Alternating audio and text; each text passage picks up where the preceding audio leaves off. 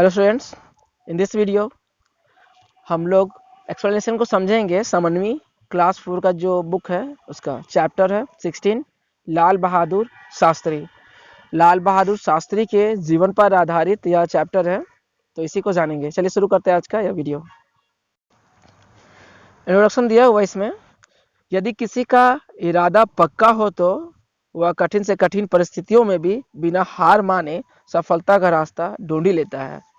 तो जब इरादा पक्का हो तो जितनी भी कठिन जो हमारी मार्ग होती है उसे पार करते हुए अपने लक्ष्य की ओर हम चले जाते हैं। हमारे देश में ऐसे अनेक महान व्यक्तियों ने जन्म लिया है। उसी में से एक जो फ्रीडम फाइटर थे, फ्रीडम फाइटर हमारे लाल बहादुर शास्त्री थे। इनके जीवन की कुछ घटनाओं को पढ़कर हम बहुत कुछ सीख सकते हैं। इस अध्याय में उसी के बारे में वर्णन किया गया है। कुछ बच्चों ने काशी में गंगा के किनारे लगे मेले में जाने का कार्यक्रम बनाया। सभी मित्र जब मेला देखकर वापस लौट रहे थे तो गंगा नदी पार करने के लिए नाव पर बैठे थे। बच्चे जो घूमने गए थे काशी में मेला घूमने, वापस आने के टाइम जब नदी पार करने के लिए जो नाव में बैठते हैं, लेकिन उनमें से एक बालक था नन्हे, जिसके पास नाव वाले का देने के लिए जो किराया होता है वो नहीं था उसके पास। ठीक है, नन्हे नाम के बच्चा जो था उसके पास किराया नहीं था नाव को देने के लिए। पर उस बालक के अंदर इतना आत्मसम्मान था, यानी कि सेल्फ रिस्पेक्ट था, कि ना तो उसने अपने किसी साथी से पैसे मांगे और ना किसी को इस बात का पता चलने दिया कि उसके पास पैसे नहीं हैं। वह बिना जताए अपने साथियों से अलग हो गया, यानी कि मेले में ही अलग हो गया। जैसे होता है लोग, सबसे अलग हो गया ताकि उन फ्रेंड से उनसे पैसा ना मांगना पड़े। उसके साथी बातों में इतने मस्त थे कि किसी का ध्यान इस बच्चे यानी नन्हे की ओर नहीं गया कि उनका साथी और नन्हे उनके साथ नहीं है, अलग है। वे सब नाव पर बैठ गए। जब नाव चल पड़ी तो नन्हे गंगा नदी में कूद गया और तैर कर नदी पार कर ली। यानी कि नाव का जो भाड़ा होता है, किराया देने के लिए पैसा नहीं था, तो नन्हे नदी में कूद कर तैर कर नदी को पार किया साथियों से अलग होकर, ताकि उसे बेइज्जती या ना उठाना पड़े, आत्मसम्मान बना रहे। यह नन्हा सा बालक नन्हे जो था वह बड़ा होकर लाल बहादुर शास्त्री के नाम से प्रसिद्ध हुआ। बच्चों देख सकते हैं इस पिक्चर में नन्हे जो बच्चा तैर कर वापस आ रहा, देखते होंगे नाव के पीछे पीछे, वही बच्चा नन्हे है। चलिए चैप्टर में अब आगे चलते हैं हम लोग। लाल बहादुर शास्त्री जो थे उनका जन्म उत्तर प्रदेश के काशी शहर के मुगल सराय, यानी कि उत्तर प्रदेश में काशी जो शहर है उसी कस्बे में, यानी कि मुगल सराय एक कस्बा है, वहाँ पे सन 1904 ईस्वी में 2 अक्टूबर को हुआ था। 2 अक्टूबर जब महात्मा गांधी का जन्म भी उसी दिन हम लोग मनाते हैं, लेकिन लाल बहादुर शास्त्री का जन्म शायद हम लोग आज नहीं मनाते हैं। उनका भी जन्म उसी दिन हुआ था। एक साधारण परिवार में हुआ था। इनके पिता का नाम शारदा प्रसाद और माता का नाम रामदुलारी देवी था। आरंभ में इनके पिता एक प्राथमिक विद्यालय में अध्यापक थे, यानी कि शिक्षक थे। फिर इलाहाबाद के राजस्व रेवेन्यू विभाग में क्लर्क की नौकरी करने लगे थे। परिवार में सबसे छोटे होने के कारण परिवार के सभी लोग इन्हें नन्हे कहकर बुलाते थे, जो लाल बहादुर शास्त्री जी हमारे थे। नन्हे जब केवल 18 महीनों यानी कि लगभग 1.5 साल के थे तभी उनके पिता का निधन हो गया था, यानी उनके पिता डेथ कर गए थे। पिता की मृत्यु के बाद उनकी माँ इनको लेकर अपने माता पिता के घर चली गई, यानी कि नन्हे के नानी घर चली गई, है ना। नन्हे अपने नाना के घर पे रहने लगे। कुछ समय बाद उनके नाना भी नहीं रहे, उनका भी देहांत हो गया। नानिहाल में रहकर इन्होंने अपनी प्राथमिक शिक्षा पूरी की। प्राथमिक मतलब लगभग 10 तक जो पढ़ाई होती है।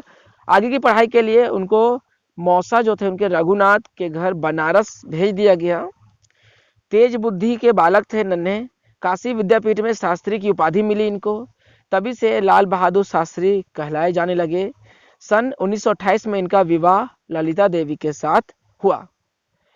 अपनी माँ और रिश्तेदारों के मना करने के बाद भी 17 साल की उम्र में इन्होंने गांधी जी के साथ भारत की आज़ादी की लड़ाई में भाग लिया और जेल भी गए।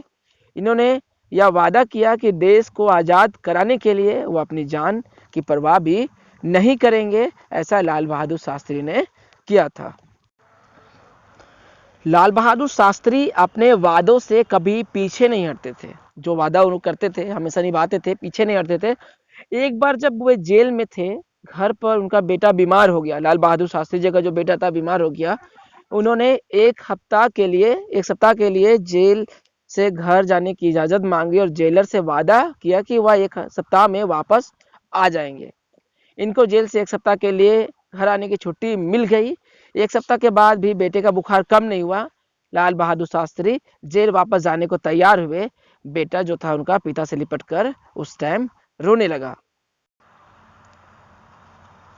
अब जब पिता से लिपट कर बेटा रोने लगा, बेटे ने इन्हें और रुकने के लिए कहा, बट आगे का जानते ही आप, वादे के पक्के थे तो उन्हें जाना वापस था ही। कुछ देर के लिए रुके हुए, आंखों से आंसू निकल आए, लेकिन इनको जेलर से किया अपना वादा याद आया और वे वापस जेल चले गए। देश आज़ाद होने के बाद सन 1952 में यह रेलवे और यातायात मंत्री उस टाइम बनाए गए जब हमारा संविधान बना। उसके बाद इन्होंने भारत की आम जनता के सफ़र के लिए रेलगाड़ी में तीसरे दर्जे का डब्बा भी लगवाया, जिसमें लोग अपने दर्जे का किराया देकर सफ़र नहीं कर सकते थे, वह भी अब रेलगाड़ी में आसानी से सफ़र करने लगे, यानी कि जनरल बोगी भी लगाया गया। सन 1961 में ये भारत के गृह मंत्री बने।